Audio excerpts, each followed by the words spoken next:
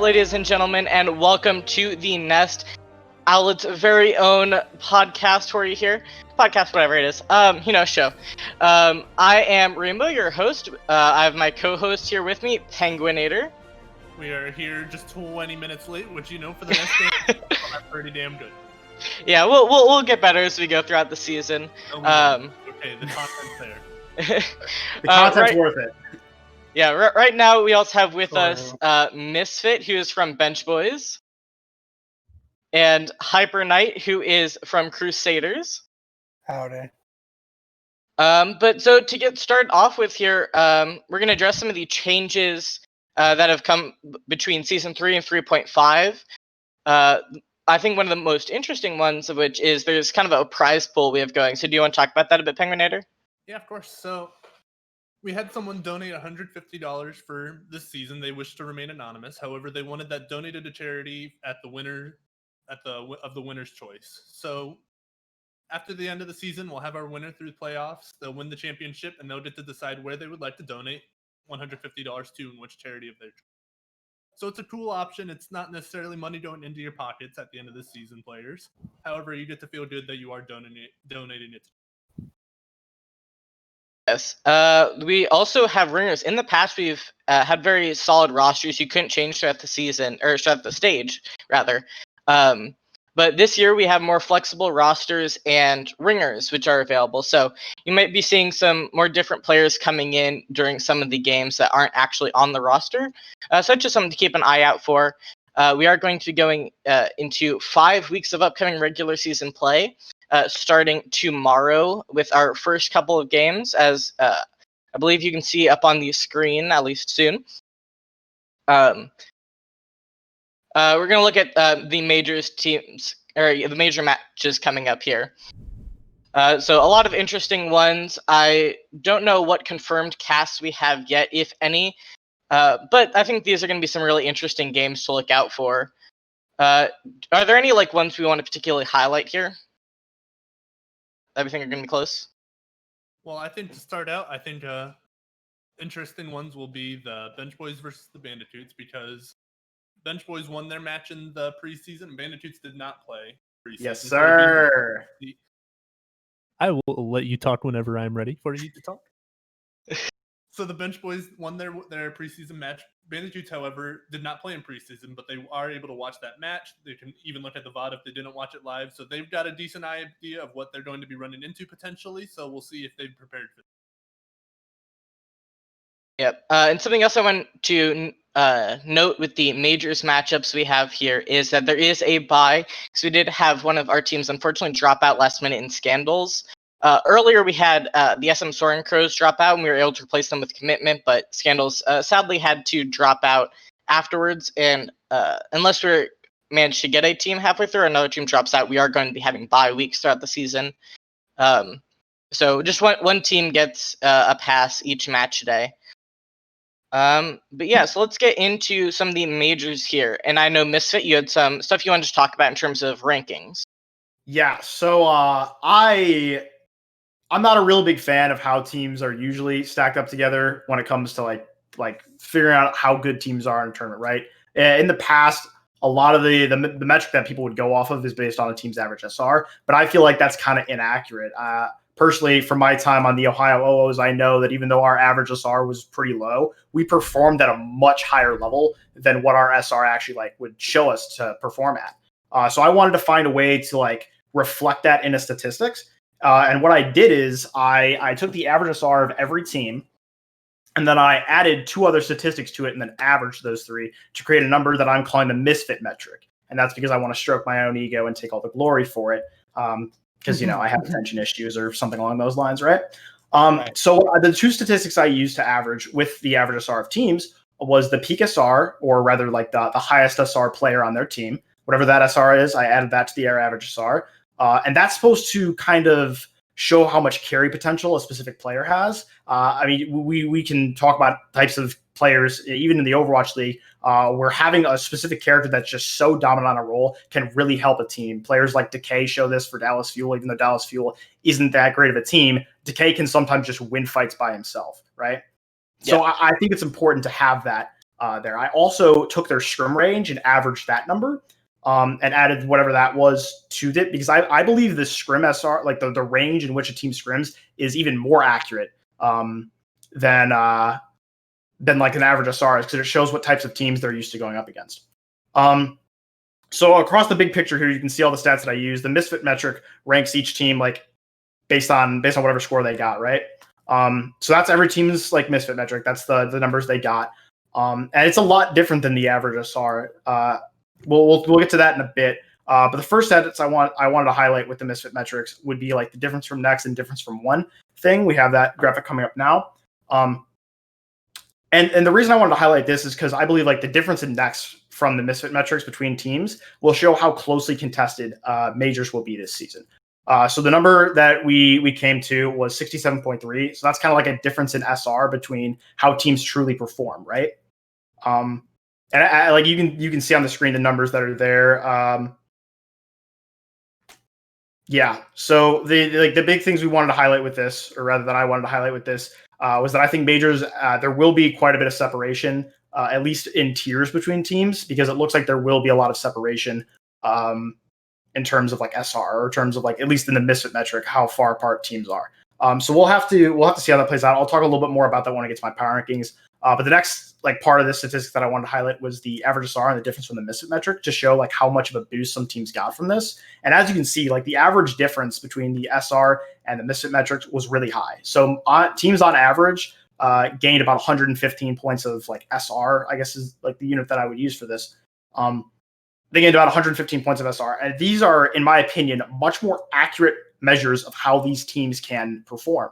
So, because even though the one that I'm going to highlight is Bandicoots, even though their average SR was like about 3K, they can clearly perform at a higher level because they were scrimming at about 3.3K. So when I took that into account, instead of just going based off their average SR, they're over, like you can see, they're 162 points of SR higher than what their average SR shows. So they're actually a much better team than if you just looked at their average SR. That's just one example. You can see like a bunch of other teams there. It's the Healers' Fault, got a massive boost of 189. Same with Crusaders. And this to me shows how much more accurate this is, because when you take into account things like how good a carry pick could be, or how much higher their scrim range is than their scrim SR, you get a much clearer picture as to what these teams are capable of. Yeah. So yeah, that was how I went about making this statistic. I'm really happy with how it turned out. I thought it went really well. I put a lot of work into it. I'm not very good at math, so this took me a long time to do. But it was a lot of fun. I had a lot of fun with it, and I'm excited to do this. I am actually planning to update this as the season goes on. I'll release more on that later once I start figuring out how much I want to do with that. But yeah, this was supposed to be kind of like a fun thing that I just showed off. And I thought it was really cool. I guess Twitch chat can disagree if they'd like to. But yeah, so it's definitely cool to look at those numbers. To kind of get into more of the just like who these teams are. I mean, do we just kind of want to go through kind of on down the list? Yeah. Yeah. So let's talk about Bench Boys a bit. Misfit, you're on Bench Boys, so and I just did a lot of talking, but basically most of this roster was on OOs. Either they were like on the team we knew in season 3, or they joined a bit after. Right. So yeah, so you have Jonathan, Blackman, Hawk, Misfit, all there. We also see I am there. yeah, we also see Stergo, also known as Sparix or CO, from previous seasons, and he was on the winning Otter Oxide roster. And yeah, so is there anything else you want to tell us about Bench Boys as a team? I mean, we're a really good team, and we know that we're a good team. We're really excited for this upcoming season. Of course, we all played in the last season of Owlet minus Milk, and we're really excited to come back here. Owlet, of course, is probably one of the best community run tournaments we've ever been a part of, and we all had a lot of fun our last time around. We all kind of got on the same team after Owlet. We all joined OOs when they had tryouts, and we've kind of just been like a friend group ever since, and it's been a lot of fun. And now we're the Bench Boys, and we're ready to come out, take names, all that jazz. We're looking to have a really fun season. And yeah, I'm really excited for how things are going to go here. We're really confident in our ability to do a lot of things. Obviously, the data, as you saw in the Misfit metric, does kind of skew in our favor. We do look like one of the best teams right now, but we aren't taking that for granted. We are a little cocky because we know what we're capable of as a team. We know what we can do when we play at our best, and we know that makes us a scary team. So we're really excited to show what we can do in this tournament, and we're really excited to have some good matches. And yeah, they're okay. All right, pal. All right, pal. Let's see if you're still saying that on Sunday. Okay, well, since Hybridite spoke up, let's take a look at Crusaders here. Oh no! Oh yes. All right. So Crusaders is also another interesting team. There's some familiar names. We see here one, our very own Hyper Knight, who is on Outcast last season. But don't remind everyone. Yeah, but I think everyone on your roster has participated in Owlet except for maybe McNewbie and Xylesia. Is that correct? Yeah, I'm pretty sure. I'm trying to. No, Clutch Caliber didn't, but I've played with him in the past. He's a pretty good player. Yeah, so definitely some familiar names. I can't remember the exact team histories of all of these players, but Gerber and Shinote were also with you on Outcast. So, yeah, Gerber and Shinote were with me on Outcast. The reason I started this team was because Hayes, who was my tank duo from that team, wanted to potentially participate and enlighten me about season 3.5 coming back, but wasn't able to participate, unfortunately. So I still decided, all right, I'm already building the roster, so I might as well continue with that. So I started putting the team together a tad rushed, but we were able to find a bunch of great players. Clutch, Paper, McNewbie, Iglesia. That's really a hard name to say. Ronaldo, Gerbert, some great players. And we actually we're going to be adding another player. It's not like a surprise. We're adding High Quality, who also played in last season, to our roster. He needs to get us his SR screenshots, basically. Nice. So yeah, and I'm doing coaching. I'm like 60 SR off from play. So I'm in the coaching chair, and I'm gonna sit there, look down. Nice. You looking forward to your upcoming matches here? Yeah, I think we have a very talented roster, but as a newer team, we still do have some issues that need to be ironed out. So I'm looking forward to seeing what the team can do in a competitive environment in actual game time, because I know they have insane talent to pull it off. We'll just see what happens. I'm a little less excited for Sunday's game. Not only is it against Bench Boys, who I think is gonna be the number one team, which is gonna be a challenge, no matter who you are. Yes, sir. But we also are gonna have some players. So we'll see how that goes. But we've got some subs, so yeah. Well, hopefully we get to see some good stuff out of your team coming up here. Yeah, I think they should still be very good. I expect that they should be a good. If they don't, they're gonna get the belt, and I'm gonna be very upset. Oh. Okay. Well, let's move on to Dice Rolls, which is another really interesting team. Is the previous no roster from last year. Obviously, a couple changes that happened in the off season, but a lot of the no players from season 3, which was previously yes in season 2 and 1. I was very disappointed to see they didn't come back as maybe, but I do gotta respect the clever name there. But yeah, so you have Edix, Laser Blitz, and Ochre, who are all pretty well known around Owlet. And some really great people on their rosters. Is there anything you two want to highlight about Dice Rolls here? I mean, obviously, Dice Rolls is going to be a contender in this division. They have a lot of experience playing at this high of an elo. I think what they lack from losing players like Laser Blitz and Ochre on the playing roster, they make up for that with getting them in coaching. From what I understand, I never had to play against those players in tournament, and I'm very grateful for that, because from what I've heard, both Laser Blitz and Ochre were very, very talented players. Yeah, I would follow that they would be pretty good at coaching too, and of course Edix was the coach behind No last year, and No, of course, was a top team then, as you mentioned. So this team is obviously going to be a contender in the league. I think what they like, they're below us in the misfit metrics, but I think what they like lack in the SR department, they make up for with the fact that most of these players have been scrimming at this elo for much longer than every other team in this division. A lot of the teams in this division are pretty newly formed teams, including bench boys. I think over half the rosters are like brand new teams, and some of the ones that have been together are still on the lower end. So I think Dice Rolls obviously is a really big contender. They're really comfortable in this elo, really comfortable with all the things they have to do. So they're a really scary team to look out for. And having pre-existing synergy at such a high level is very absolutely good because exactly. we're starting to enter the point where individual talent, especially in majors, doesn't necessarily matter as much as coordination. So individual players can't necessarily carry as much. Like individual players can obviously still carry, but team coordination is very important. Having a coordinated team that is comfortable with one another is always a plus because they're likely not going to be dealing with internal roster issues, comms issues as much. They're going to be comfortable with who they're playing with. You know, they know who their coaches are, you know, so I think everything's going to be running smoothly, and just that running smoothly behind the scenes can help a team go very far into the tournament doing well. Yeah, I think it is important to note that they do plan to off-roll just a little bit this season. So I don't know if that will. I don't know how they're planning to do that. I talked to Moraine earlier today just to get a little more info on that. And I mean, she said that they'd be off-rolling on some maps, but it wouldn't be like a full-on thing, right? They'd mostly be on their main roles. Like they'd primarily be on their main roles and off-roll when they can.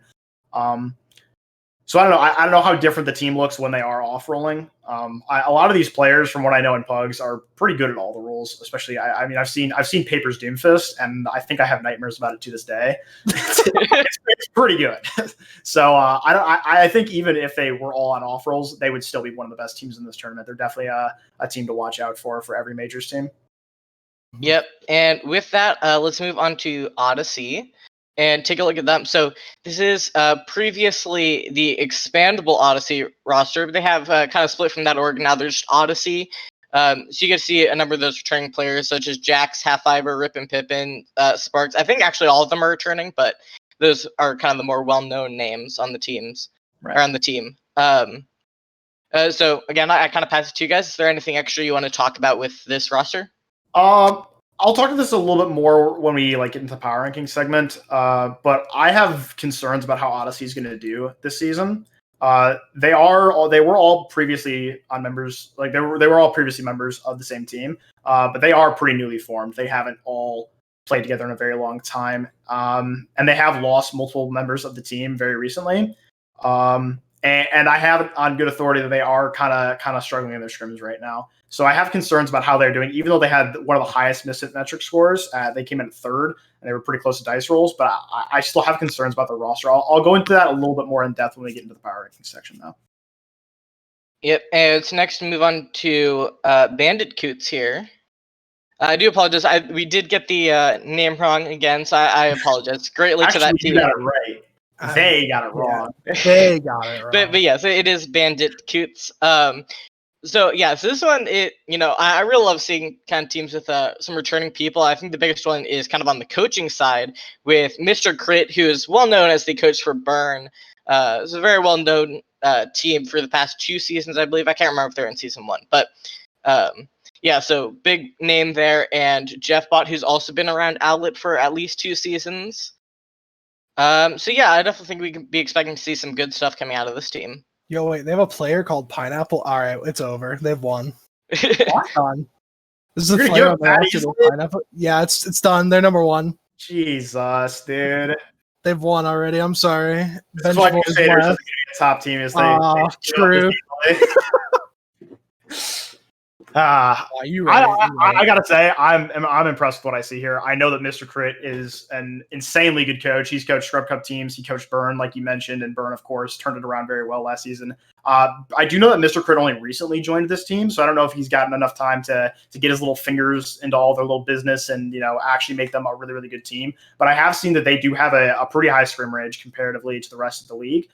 So this is definitely a team to look out for. especially moving later on to the season when Mr. Crit does have more time to work with them and make them better. I think this team has the potential to really rise up in the rankings. I think if this team gets the momentum rolling into playoffs, they could be a very scary team.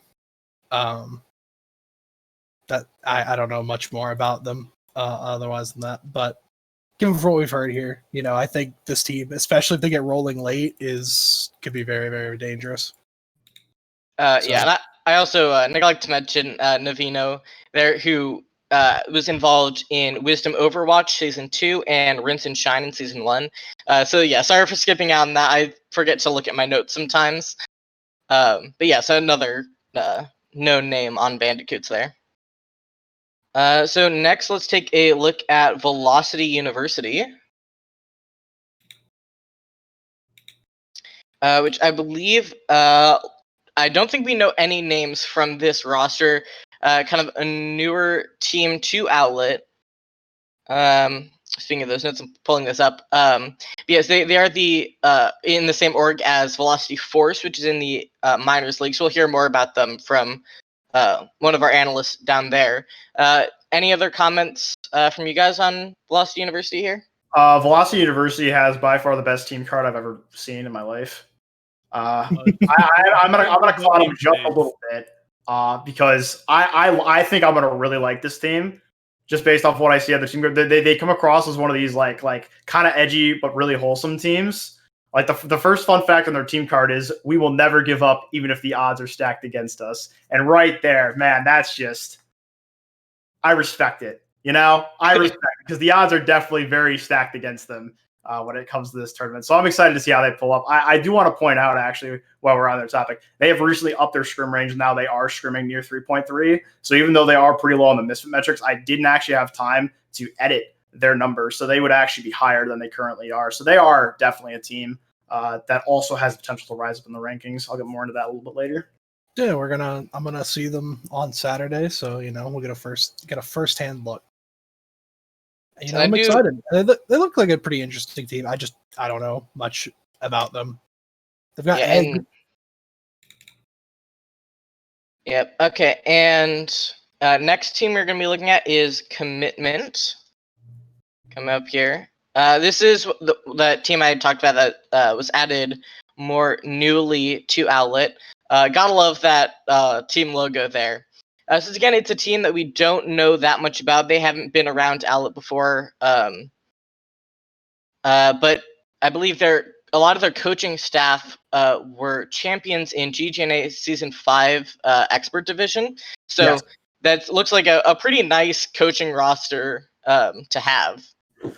Yeah, absolutely. I think they're part of the Contract GG org. I don't know that much about them, but I remember that I believe they won against Gaia Esports in the finals of GGNA, and I remember I casted Gaia on one match. I remember they were really, really good. So, I mean, look, I'm assuming that at least a few of these players are very intelligent players if they were able to beat the coaches. The coaches, yeah. So, I mean, like, I'm saying the coaches are intelligent because that way they'd be able to pass on their knowledge to the players better. Yeah. And I do think Commitment is very recently formed because while they do have a pretty high average, their original scrim range was like 2.7 to 3K.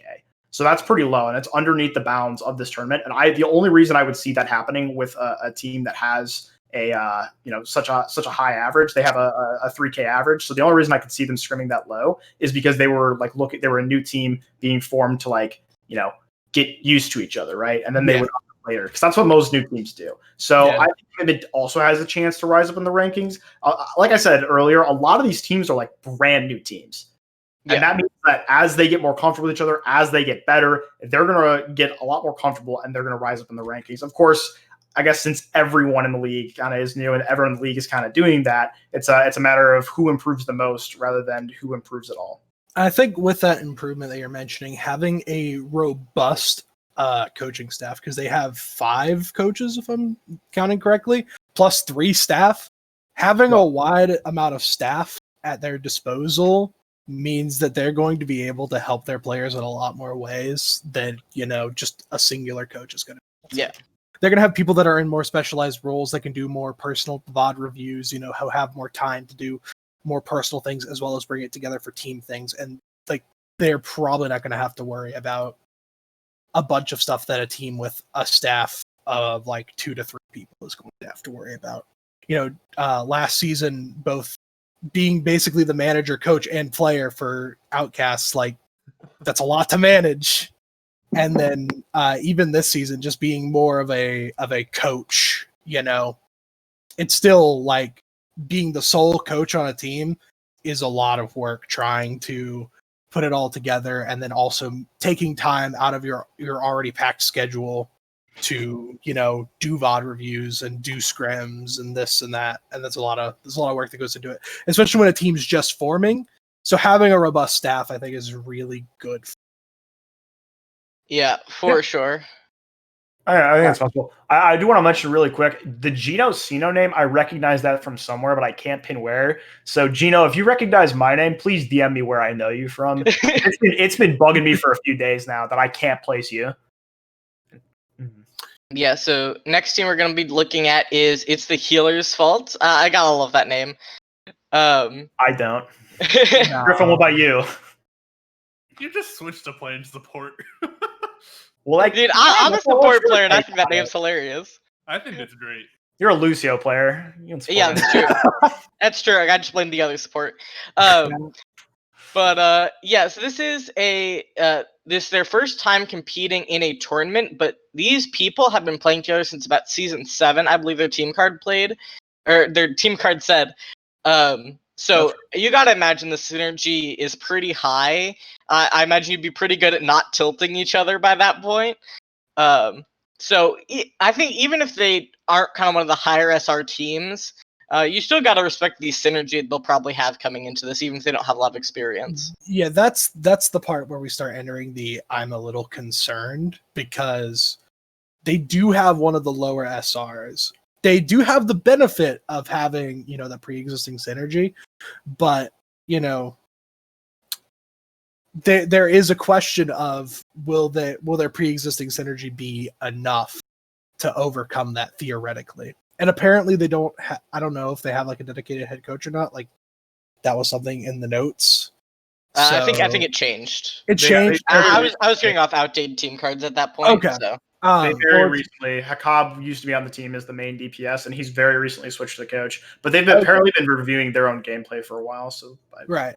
Yeah. But it is nice to when you have I'm glad that they did address that. But if he was like someone that was already on the roster playing for the team, having someone that can be sort of removed from the action, who's a bit higher SR, who might have a bit of a better game understanding, who can look at what's going on and say, well, here's where the issues are, here, here, and here, and I know that like this isn't working here, and this is what we need to fix, is good. So I'm glad they have a dedicated coach, but I'm still like, I'd be a little nervous about, if a team finds something they can exploit, are they going to be able to find that issue and fix it? Yeah. Yeah, I do have some concerns as well. This team is one of the lowest teams on the misfit metric, and they do have a pretty like decent scrim range, but they do have a lot of like lower SR players, which again isn't necessarily a bad thing. Some teams, some players don't play ranked all the time, but this team has kind of said that they've been playing together for a very long time, right? And this is their first tournament, and I assume by that point that they've been playing ranked for a very long time. So I don't think they're just like, oh, we're better than our rank and we just don't really play ranked that much. I think it is like this team does kind of grind ranked, and they may be struggling to climb. And I don't mean that in a disrespectful way, or at least I don't intend to mean it in a disrespectful way. But I do have some concerns about how well they will perform as individuals, because of course synergy is important and it's great, but it doesn't matter if you have the good strat and you have good comms and you have all that stuff if you can't hit the shots you need to hit, or hit the cooldowns that you need to hit, or hit the ults that you need to hit. When the fight breaks down, who's the one that's going to get the 2 or 3 picks at the end to seal the win? It's a valid concern.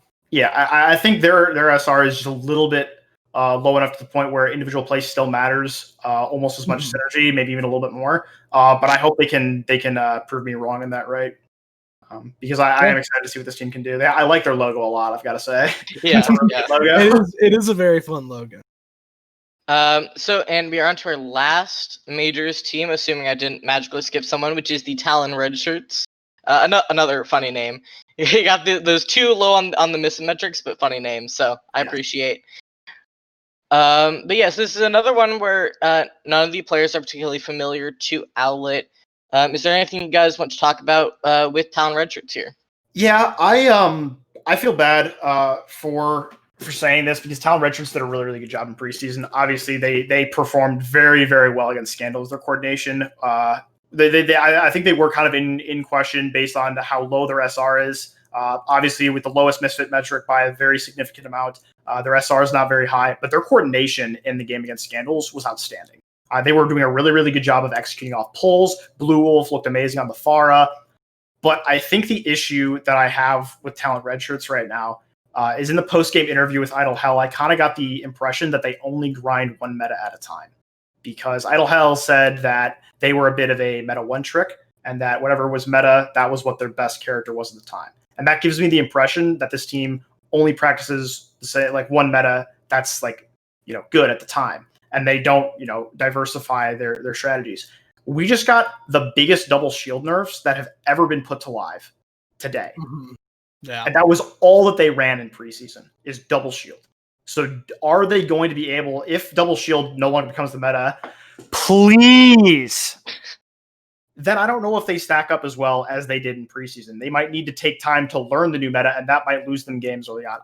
Given how good their coordination was, though, I think they do have a pretty high ceiling to improve, and I definitely could see them doing a lot better than last place if they can get that down.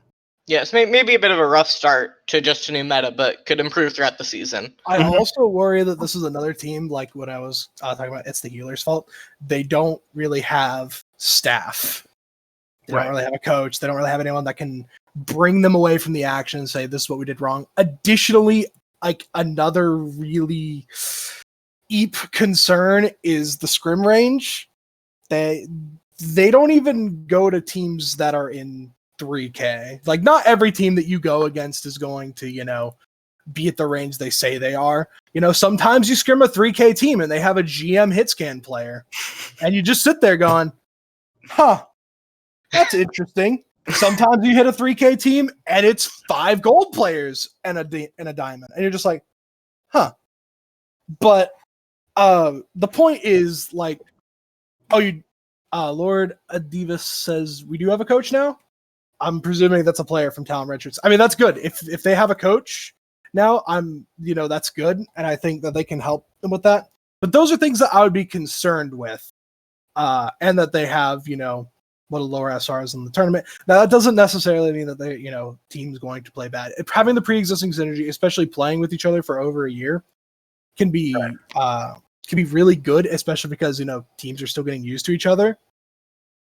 So, that gives them an early advantage. We'll just have to see, can their coordination overcome what the SR says about, their system. And I do want to see, and see what they can do, because they did perform really well in preseason. I look back just so I could do some research on their previous games, and I was very impressed with what I saw. So I hope to see that they perform well in the regular season.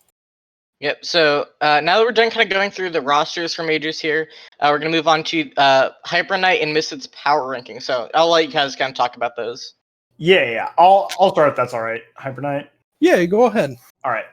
Well, right now, I both of us kind of agreed on this bench league. We think bench boys and dice rolls are probably the top two. Yeah. Our power rankings look kind of similar, but right now, all we really have to go off of is preseason and the misfit metric, which is the data, right? Yeah. And given based off that data, bench boys is the best team.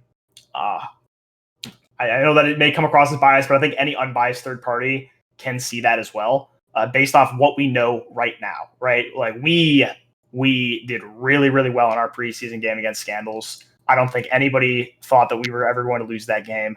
Right now our average SR is really high. Most of us are at our peaks right now because like we play comp very sparingly. We mostly grind scrims, but when we play comp, we typically win. And that's like right now our metrics very, very high. It is 154 points of SR higher than the next closest, which is dice rolls. I think we are the scariest team right now. I think we are the team to beat going into, the regular season. Does that mean that we're unbeatable? Absolutely not. Does it mean we'll win every checkpoint of every map of every game? No. I will definitely drop maps here and there. We'll definitely drop a game at some point this season. But I think we are overall on any given day the favorites to win. Yeah, I'm really happy with that. I like seeing us up there. I like being confident in our ability. We are trying hard to make sure it doesn't, get in the way of our ability to perform, though. We have been getting a little bit cocky, but we're toning it down just a bit. Obviously, number 2 just slot. a tad, small bit, just a tad. Yeah, no. I heard Jonathan was mouthing off in pugs, but that's just Jonathan always mouths off. It's kind of his thing. Dice Rolls is in my 2 spot. I want to point out that I think they're very even with Bench Boys, but I think right now I can't justify putting them above us. I don't say that as a member of Bench Boys. I say that as an analyst. I haven't seen this new Dice Roll /No roster, right? I've seen some of their games from last season. I watched Majors playoffs, and they did a really good job. But again, that's with Laser Blitz and Ochre. I don't know how this team stacks up when those 2 players aren't in. But just given based off what I know, I don't think I can justify putting them any lower than 2. This team, again, like I said during the team card, they have a lot of experience at this ELO. They're very comfortable here. They have great coaching staff. And I think they are pretty even with Bench Boys. We play them week 2, day 1, and I think everyone should tune into that match because it's probably going to be the best match of the Majors regular season. I'm really excited for it.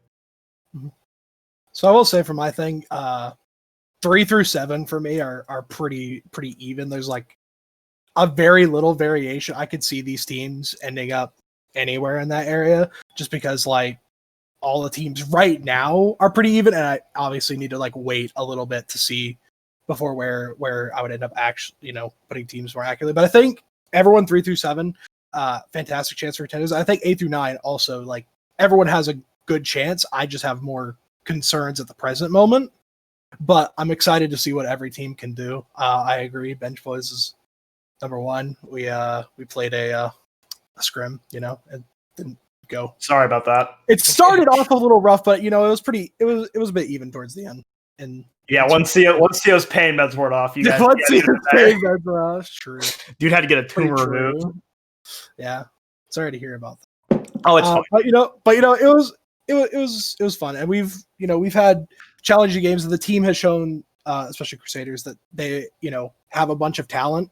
And I think once we figure out those issues, that 3 is third is a pretty fair expectation of where I envision them to be.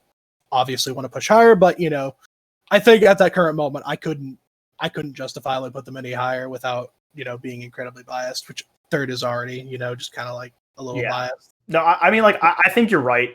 Again, I was in that scrim too. I think you guys do have a lot of potential. There are a lot of things you guys need to iron out, though. There are some kinks in your game, but you definitely do have good players. McNewby especially. Everyone be sure to watch out for that guy. He's pretty cracked. He's cracked. But in my power rankings, we do have a difference in the 3 spot. I put Bandicoots up there despite them being, I believe, 6th on the misfit metric. And the reason for that is because I think they are a massive sleeper. I think they are going to be one of the best teams in the Majors division, no questions asked. Right now, there is kind of a tier break. Bench Boys and Dice Rolls are a little bit above the rest of the competition. I think Bandicoots can get into that upper echelon. Mr. Crit is an amazing coach, and they're Bandicoots is one of 2 teams, one of I believe 3 or 4 teams that is scrimming above 3.2 right now. Most teams, their scrim ranges end at 3.2 or they're lower. So that means that Bandicoots is definitely very they're very good overall, even though their SR doesn't reflect that. And with Mr. Crit's help, I believe they could be a real contender. They are a big sleeper. I'm really excited that they're our first game because that means we get to get them out of the way before they can figure that stuff out. I'm hoping we hit them again in the playoffs though, because I'm really excited to watch their progress, even though they can't spell Bandicoots correctly. Sorry. Are there any final notes from anyone for Majors division here? Oh, yeah. I was going to say something about Odyssey, actually. Odyssey, obviously a really good team. Obviously, they have really, really good players. But I have it on good authority that currently they don't have a main tank. And a main tank kind of determines how you play the entire game. Tanks determine the pace of the game. And not having your main tank decided by the time the regular season starts, that could mean it takes them a while to get off the ground. I have it on good authority. They're not performing that well in scrims right now. Obviously, they are a newly gotten back together team, not newly formed, but You get what I'm saying, right? Yeah, yeah. They are newly getting back together, so they probably will be able to overcome these challenges. But right now, I don't think they're a scary team, even though the misfit metric puts them pretty high. Obviously, the data is one of the only things we have to go off of, but I have to trust my gut on this one. I don't think Odyssey is going to be a real threat in the Majors division unless they make some serious changes. Other than that, though, I think that's just about it from me. I expect Majors to be like kind of have like 3 tiers to it. It's probably going to be like Bench Boys and Dice Rolls, and then maybe Bandicoots. Then there's going to be the mid tier, which I think is going to be really closely contested between the 4 through 7 teams. And I think the 8 and 9 teams will both be closely contested. I think each of them in their own right has a way to get into that mid tier, and maybe even the top tier if they improve very rapidly. But right now, I think this is the clearest picture for Majors. I'm excited to get it off the ground tomorrow and this weekend. I'm really looking forward to what every team can pull out here. I think this is going to be a really, really good season. Yeah. Okay. And I agree with pretty much all of that. I said, my bad. Yeah, so with that, I think we are going to go to a very quick break, and we'll be back in a second with the minors division.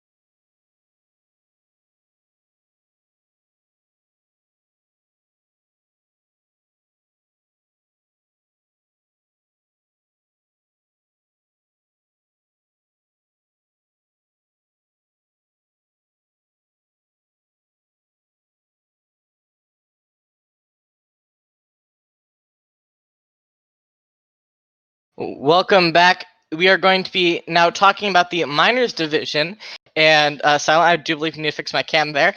But yeah, so we're going to be talking about the minors division now. We are joined by Kurt SR from Velocity Force. Hello. And Light Knight, who's going to be in our production team this season.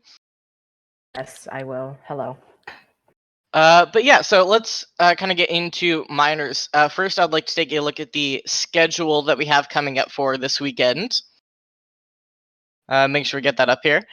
Yeah, so we have a lot of interesting games that are going to be coming up. We'll be able to start seeing some of the teams that we didn't get to see in preseason, which was Hyperion, Fire Nation, and Kraken Skulls. But yeah, so I'm really excited for some of those games. Is there anything you guys want to highlight from the schedule here? I think the one I'm most excited for is actually from the day 2 schedule.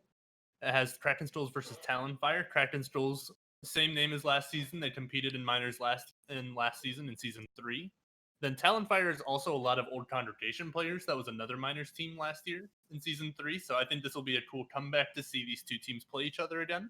Because if I remember correctly, these were two teams that often had a lot of close games. So we'll see some players that have come and gone, maybe some players that are still there working and grinding, and just seeing how well they compared today. Yep, and we're going to take a quick look at the Misfit metrics. He was kind enough to also transfer and do some of that data for the minors division. This is going to take us a quick second here. Just having some quick production issues. Yeah, I apologize for the spelling on Black Jackals there. It is supposed to be Black Jackals, not Black Jackets. But yeah, okay, so now we have the Misfit metric stuff up to look at. I'm not going to go into a lot of detail because I was the one who went over it. But you can kind of take a look at where some of those numbers are. If you look at the average difference from the kind of next highest, it is lower in minors. So theoretically, that does mean it's going to be a lot closer down in minors, as it kind of usually is, it seems. Minors is the more fun division. That is biased, but, you know, it's more fun. Is there anything that you guys want to bring up for the misfit metric here in minors? The thing I like how Hyperion's the misfit metric is at like 2903. That's like a whole like 112 if you look at it from the average SR. So that means that they either have like a really high SR person on their team, like Oakley, who's at 3,600, 3,067, or they scrim with very high level teams. So that'd be interesting. Yeah, and they have both there. They scrim about 2.7 to 3K, so that is a good, or it's kind of like them and above there. But yeah, so let's kind of just start going over the rosters here. First, I want to start off with our guest team, Velocity Force. So I believe this. Yeah, so this is not a roster we're particularly familiar with. This is the sister team of Velocity University up in Majors. But yeah, so I'll just kind of let Kurt talk about it here and go over some stuff about his team. Hi. So, Velocity Force is a new team that was formed in June, and we joined this tournament and with the goal to learn and get better and be able to collaborate better as a team. Cool. So we're excited to see. I think this team was pretty close to the bottom there, but you have some coaches, and we haven't seen much of your guys' performance. So we'll just kind of have to see how it pans out in the regular season. And is there any stuff you want to share that, like, to kind of about how you think your team is going to be performing here?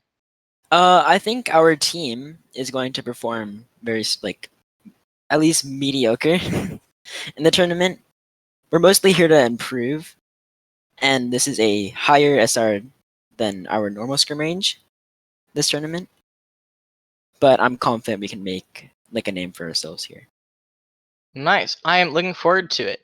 And the next team we're going to take a look at is Fire Nation, which did participate in the preseason. They did unfortunately lose both their games, but they had a pretty close game against Kraken Skulls, I believe. So we did kind of start to see some good stuff coming out of them. It's again a roster we don't particularly recognize, at least kind of on the Owlet side. They were previously a Scrub Cup team. So if you are familiar with Scrub Cup, they were over there. Any other kind of comments about Fire Nation here? I always like seeing the teams that don't do well in the start. I always like watching them because it's either they don't do well, but sometimes you see them like kind of clutch up and manage to get like a win on one of the better teams. I would like to see them take a map or even a game off one of the better teams. Yeah, it's definitely nice when you get those really good upsets. But yeah, and so our next team is going to be Kraken Skulls. We'll have a bit more to say about this one, because Kraken Skulls is a returning team from Season 3, I believe ending 4th place.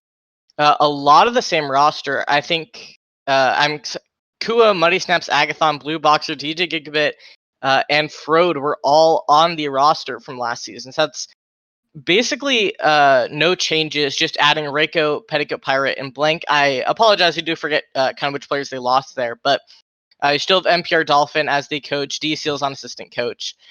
So I think we're going to be seeing a lot of good stuff, because when you're together for a long time, you kind of gain that synergy, especially with such a similar roster to what you had. So I'm really excited to see what's gonna be coming out of Kraken Skulls. Is Blank? Okay, so sorry, Blank is Riley in the band. So was on the roster last season. So apologies for that. I can't keep up with all the battle tag changes. But any further comments about Kraken Skulls? If I remember correctly, just seeing Blank, knowing that Blank is Riley in a band, if I remember correctly, Riley in a band had a really good Ana. And being an Ana main like myself, I enjoy watching some good Ana plays. So I'm excited to see some big nades, some big sleeps, some big plays from Blank. Yeah, I from the minors game I casted is Kraken Skulls versus Hyperion. We did see a lot of Petticoat Pirate on the Ana role, but having kind of those multiple moving pieces can be really helpful, especially if you have a player that goes out to have someone familiar. So I definitely am looking forward to seeing Blank play. Next team we're going to be taking a look at is Road Warriors. Again, I don't believe there's anyone here who's been in Owlet before. We don't actually have a lot of information on this team. Didn't get a lot of details from their team card. So I don't particularly have much to say here. Well, you missed reading the script there. Here's the importance of filling out your team card. As a very handsome and amazing admin has been mentioning in the past couple weeks or so in the team administration channels, they are very important for moments like this because we'd love to talk about your teams, talk about what players are doing really well and how you've been doing. So make sure those team cards have a lot of information on them. Yeah. Yes.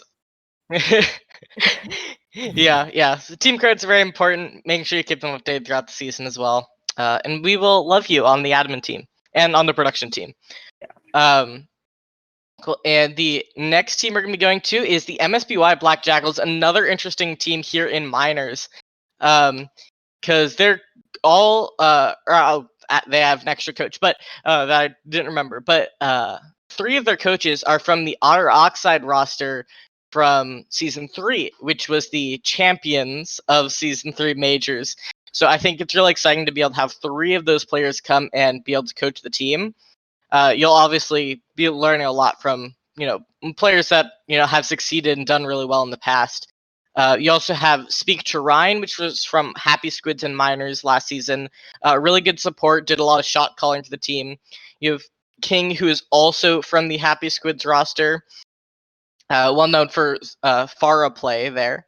He was also the DPS MVP, I believe, from last season Miners. Yes, yeah. So definitely someone to watch out for. Hinata is also known as Emmy, also known as Evie, also known as Espeon. Got those changing names, but has been around in Owlet for quite a while, so you may recognize them. I think there might be some more names here, but I'm not quite personally familiar with them. But I think this is going to be definitely an interesting team to be looking at with that coaching staff. Any other comments here about the Black Jackals? Black. Okay, then we are going to move on to our next team here in the Koala Kings. Making sure I bring my notes up here. But yes, this is a new team. They do have Cyberspace, who I believe has been around in Owlet before. But other than that, everyone's not super familiar here. So yeah, a lot of newer teams coming in minors, especially just because you're kind of lower. A lot of the people haven't been on teams before. Because a lot of the time when you're on, a team and participating in scrims and tournaments, it makes it a lot easier to climb and improve. So you get a lot of the kind of newer players coming in for minors. I think we can move on to our next team for Ignis Academy. We will have some more familiar teams here. The team was put together by Bowsy really, really recently, so not a lot of synergy coming through on this team. But Bowsy was previously Nocturnal. He's one of our casters last season. I don't believe he was ever on a team here for Owlet. But we do have War and Peace, also from the Happy Squids roster. Happy Squids, if you weren't familiar with, was the second place team from Minors in season 3. So that's a well-known tank line. Everyone else hasn't been around. ULC Nyx is not the same Nyx that was previously in Owlet, different Nyx. But yeah, so I think it's going to be interesting to see how this team performs. They are towards the top of our list in terms of that misfit metric and just like the average SR and everything. I'm excited to see some more from Warren. Warren is the most wholesome human being you will ever meet. And the fact that Warren plays Overwatch doesn't really connect with a wholesome human being. However, I'm here for it because, Warren, I know you're in chat right now. Love you very much. You're a phenomenal player, wholesome human being. Bless you. Yeah, he is well known for his Orisa, so it'll be interesting to see how Warren's able to perform in a Orisa-less meta, as a lot of people are predicting due to those recent nerfs. But Orisa's yeah, not so good anymore. I'll say that. I played ranked earlier today. She's not good anymore. Sorry, Warren. Yeah, but he has spent a lot of time on Reinhardt, so we'll be able to put together a good performance on that hero. If you've attended Pugs, you've seen Warren face off against these master main tanks, even GM sometimes, and honestly put up a really good fight and be able to take them pretty evenly on Reinhardt. So I definitely think that's going to be a player to keep your eyes on in Miners Division. We're going to move on to our next team in Vote Meme today. What a beautiful name. I love it. um, and this is a team you'll be familiar with if you were here for Season 2 Majors. They joined partway through, replacing one of the teams that had dropped. A number of familiar players here. Arishka Gal, Wolfpack. I don't remember a lot of the other names because I wasn't as familiar with Season 2 Majors. But if I remember correctly, it's a lot of the same people that were on Vote Me today. I don't think they have been living through all that time between Season 2 and now, but they are back together to return to us here in Season 3.5. Yeah, if you look at Vogue Memes today's, they had a team card, and it says more just for the caster. It's a Vic Astley never gonna give up. So they're definitely a very fun team. So they might do some meme strats in Overwatch if they're playing against another team. Oh, apparently, Vote Meme today is also in Season 1, so sorry for that. I was not here for Season 1, so I'm not as familiar with those teams. I just remember like a couple of the names, but yes, VMT was also in Season 1. They also have my favorite team card I've ever seen, just because of the amount of fun facts they have and the fun facts that are actually very entertaining.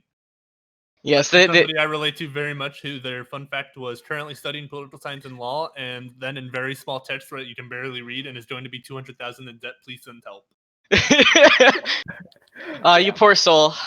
But yeah, so I definitely think this is gonna be a team. Just I'm excited to interview them if they get a win that I end up casting. But yeah, is higher on the misfit metric. We think they're gonna be performing pretty well. Because I didn't mention in Season 2 they were a majors team. They were not a minors team. So they're kind of they've been up there, even if they kind of have maybe slipped down a little bit. They still have that experience. Are really good players. So I'm very excited to see how they're going to end up performing here. And we're going to move on to our last team, which is Hyperion. Which, if you were watching preseason, they had a pretty dominant showing. I think they 3-0'd Fire Nation, if I remember correctly, and 3-1 Kraken Skulls with a draw in the middle there. Yeah, I mean, so some standout players in. Oakley for just the symmetric play, also the highest SR player on that team. So I definitely think that's currently heading into the regular season is looking pretty dominant, especially if you kind of look at the SR numbers and where they're scrimming at. Definitely a team to keep an eye on. They definitely have been. Like Rainbow said, like looking at their matches in preseason, they looked like a force to be reckoned with. It's definitely going to be a tough one for minors teams to look out for. Kurt, I hope you guys have been looking at their VODs. I hope you're ready for your match with them whenever that'll be. Yeah, they are going to be facing up against Ignis Academy on Saturday, because their match moved over. And I do believe that's going to get cast. It should be, since it's kind of on an off match day, so more people are going to be free. And then are going to be facing off against the Fire Nation again. Ooh, that's kind of rough. Yes, they're going to be facing the Fire Nation again on Sunday. So we'll see if Fire Nation's kind of able to improve and maybe put up a nice, good fight for Hyperion and maybe get a 3-1, 3-2, or even a win off Hyperion if they kind of were able to learn enough from their mistakes. But yeah, so if you guys want to talk about like kind of power rankings, I know you guys don't have exact lists, but where you kind of are thinking these teams are going into the regular season. Well, obviously, if you look at like the stats, Hyperion is like the highest one, like stat wise, like with SR, they're up there in misfit metric, they're like the highest. But a lot of people have been doing the double barrier meta, and that kind of just got nerfed away. Blizzard just kind of deleted that on the meta. So if they practiced that a lot and that was like the reason they were winning, we might see something different. We might see like a different team who's been practicing like Zarya Winston dive. We've been seeing that a lot. Maybe like a ball will come out. So if they've been practicing that and they can perform really well on that, we could see the power rankings kind of turn on its head. Yeah, for sure. You don't know how these teams are going to be able to shape up in the new meta, and we could be seeing stuff a lot different than preseason. Any notes from you on like where you place these teams, Kurt? Yeah, I decided I wanted to place Hyperion at the top of my power rankings. I believe Oakley, who is their hit scan player, has been getting several picks during the preseason games and predetermining fights before they even start. I also think the team has a very strong coordinated brawl, and they're able to work together very strongly. Yeah, for sure. And I think with minors, it's kind of hard to call what's going to happen. One, just because it's minors, you get a lot more different special things coming out in minors. Teams get a lot more creative. It's not like an insult anyway. I love it. It's my favorite part. But yeah, so it becomes a lot more unpredictable than majors, and I'm really excited to see kind of how these teams vary up, and I think it's going to be pretty competitive down there. Maybe not between like the top and bottom teams, but at least kind of in that midsection. Like even you see like Road Warriors kind of more towards the bottom, like they might be able to put up a really good fight against Hyperion. We just really kind of don't know what's going to be happening there. But yeah, I'm trying to see if they've are any other things we need to talk about here in minors. But overall, that's it. So if you guys have any kind of last comments you want to make for the minors division. I want to comment on the Kraken Skulls tank lineup throughout the preseason game. Mhm. They decided most of their maps they played, they had a Rhine and Monkey combo. Yeah. And so though it had two main tanks, I found it worked really well, like how they were playing. Yeah, they did really good with like it was basically like a pincer maneuver with how they were playing it. They played Winston as an off tank, and I think it was a really creative comp. I'm not a huge meta or comp expert, so I don't have any comments there. But I think it's gonna be really interesting to see how that's gonna be facing up against some of the other teams and see if they're gonna be able to kind of handle that more creative comp. I saw a couple teams. A couple of the healers had a signature hero on Lucio. I would like to see, as like a Lucio main myself, I would like to see like a bunch of Lucios just spinning around the map trying to get really good boops. That would be pretty funny to see. Probably Yeah, not I'm this Better happen, refill my but shit the lobby. if yeah you do it, you get extra points in my book. Just saying. Oh, you got it. All right. yeah Everybody pick Lucio. Yeah, I mean, our star player, our MVP for the season last season for minors was Poplots, who was a Lucio player. Put some respect on that name. Yeah, very well known. So yeah. So I definitely think we could see some Lucio players. We also see an interesting amount of Pharah in the minors divisions, especially with, I think those buffs came through on Pharah. Correct me if I'm wrong, but Yeah. They did. yeah. So I wouldn't be surprised if we see even more Pharah this season. I mean, the past 2 seasons, which is as long as minors has existed, we've had notable Pharah players. So I think that's also gonna be interesting to see what we're gonna be coming at, what's gonna come out of that here. I totally agree. But yeah, so I definitely think some interesting teams to be looking out for, and I'm curious to see how it shakes out in the minors division. So I think I'm just gonna kind of go to some final thoughts here. Join production, produce games, cast games, especially if you aren't on a team or maybe you're kind of just staff on a team. So that way you can cast during our match days. So we'd love to have you get as many games casted as possible. Also, fun fact: if you reschedule your games, it's not during all the other matches. There's a lot more production staff that can cast it. So we Yes. will gladly have any of you join production. Glad to have you around, and we do offer a decent amount of support to anyone who's new to casting or producing.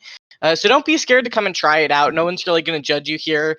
Owlet's scuffed anyway, so you know, Started 20 minutes early for the show, so there you yeah, Starts- yeah. As you can tell from the nest, it's scuffed, so no one's gonna be judging you here. Yeah, it's perceptible. We'll get the kinks worked out. I've never been not late. I don't think. I've ever not been late before. Yeah, yeah. So I'm trying to think if there are any other particular notes we have. Penguin, is there anything else we need to say as from the admin team? From the admin team, I'll say sign up for production, and if you have another team that's a diamond level, send them our way. But yes, I think that's about covers it for the nest. Thank you guys all for joining us. We had really great numbers for our first episode, especially since we announced it like 30 minutes beforehand. So I really appreciate you guys all for coming out here and giving us some information about some of the teams in chat. It's always really useful because we can't get all the information. We don't know all the teams personally. So when you guys share information in chat, it really helps kind of give a bigger picture to some of the less known teams. So yeah, so I appreciate everyone, and thank you to our guests for coming and joining us here. Feel free to DM me if you ever want to be on the nest, and we'll kind of try to find a spot for you somewhere. But yes, I think that about covers it. So yeah, I think that's it. So I think yeah, I said I think a lot. Anyway, goodbye. That's gonna be about it for us today. Bye. Bye.